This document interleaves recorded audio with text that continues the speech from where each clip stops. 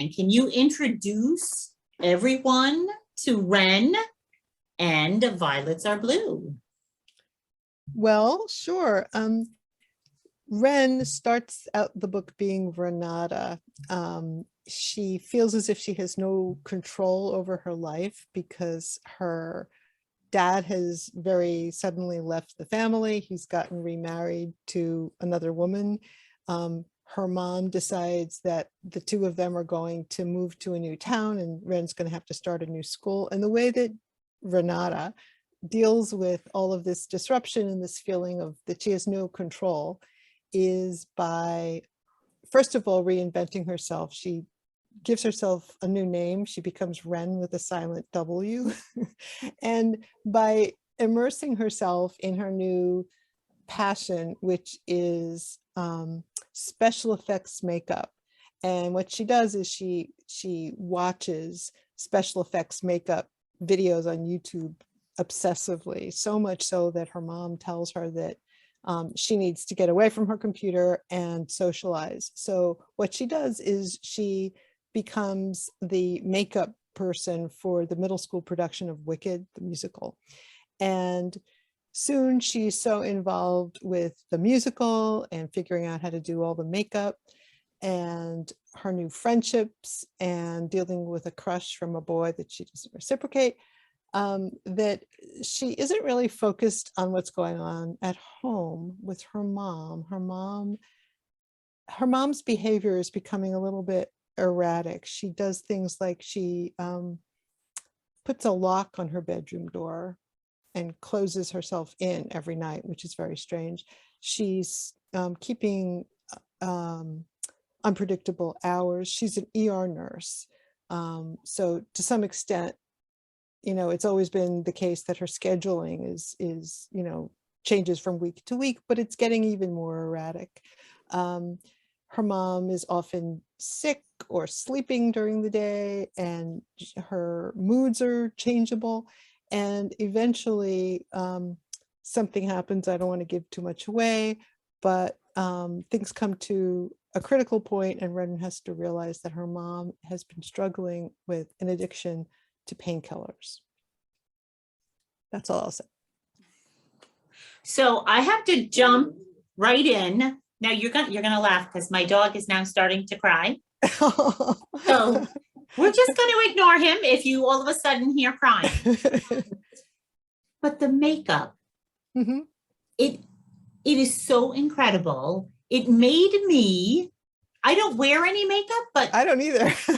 but what it's done is it's made me want to start wearing makeup. And I just was so totally fascinated by it. And, just how it all worked. How did you come up with the idea of the special effects makeup? Because, Cat FX is really, she's another character in the book, but so positive. And so how did you come up with that idea? And where did you learn about all the makeup? My daughter has a friend who is an amateur special effects makeup artist herself. And one day she did my daughter as a mermaid. And in fact, she did the thing with the scales and the net over the head, all of that technique. And it was beautiful and very unusual and not the kind of makeup that, people wear during their jobs during the day, and not little kid stuff either. It was very glamorous and very mysterious. And so I was talking to her about it, and she was telling me that there's this whole subculture on YouTube of people who do special effects makeup, the kind of makeup that you see on Broadway or in superhero movies, science fiction movies. And she recommended a bunch of these artists to me, and I started watching these videos, and soon I couldn't stop. I mean, because they're I fascinating. understand that. They're fascinating. Yes. And I could see how a lot of what the book is about is the mother's identity has become transformed by her addiction. And I wanted to give the main character, Ren, almost a kind of parallel addiction.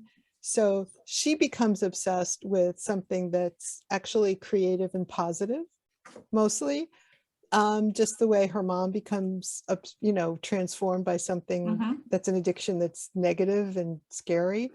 But, even Ren's addiction has its tricky side to it because it isolates her to some extent. She does become obsessed with it. And she has to come up for air. She has to learn how to use it and connect with other people.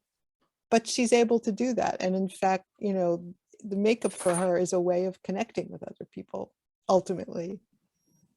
And So, two, I loved how you did where in the old town that she lived in, people were a little afraid yes. of the makeup, but then to find a place where you're kind of accepted. It was brilliant how you did it. It's like, I don't know. It was just so wonderful for me because she had so many issues at that town, in the old town.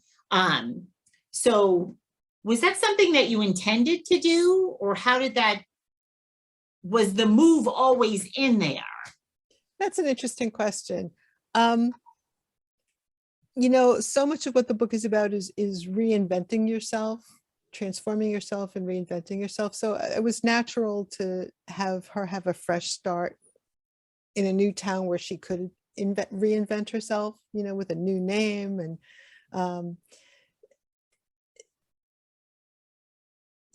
when you're writing books for middle grade readers, you always want to be hopeful. You want to be authentic.